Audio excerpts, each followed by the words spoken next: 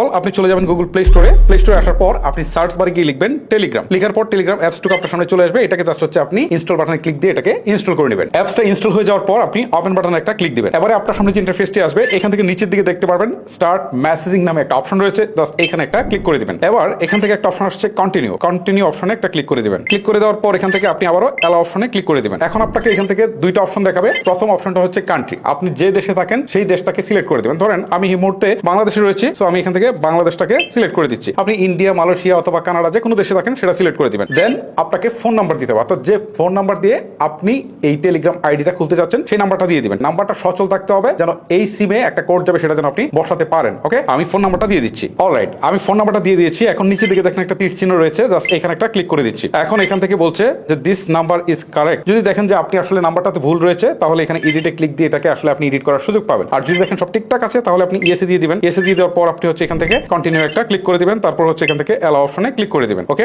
এখন একটা কোড যাবে সিমে, জাস্ট এই কোডটা এখানে বসাতে হবে। ওকে, অলরেডি কোডটা চলে আসছে, আমি বসিয়ে দিয়েছি। এখন দেখেন কোডটা বসানোর পর এখান থেকে আমার নামটা চাচ্ছে, তো আমি নামটা দিয়ে দিব। ঠিক আছে, আমি নামটা দিয়ে দিচ্ছি। সো নাম দেওয়ার পর নিচের দিকে তীর চিহ্নতে ক্লিক করে দিতে হবে। ক্লিক করে দেওয়ার পর এখান থেকে বলছে ওয়েলকাম টু টেলিগ্রাম। তার মানে অলরেডি আমরা আমাদের টেলিগ্রাম অ্যাকাউন্টটাকে ওপেন করে ফেলেছি। সো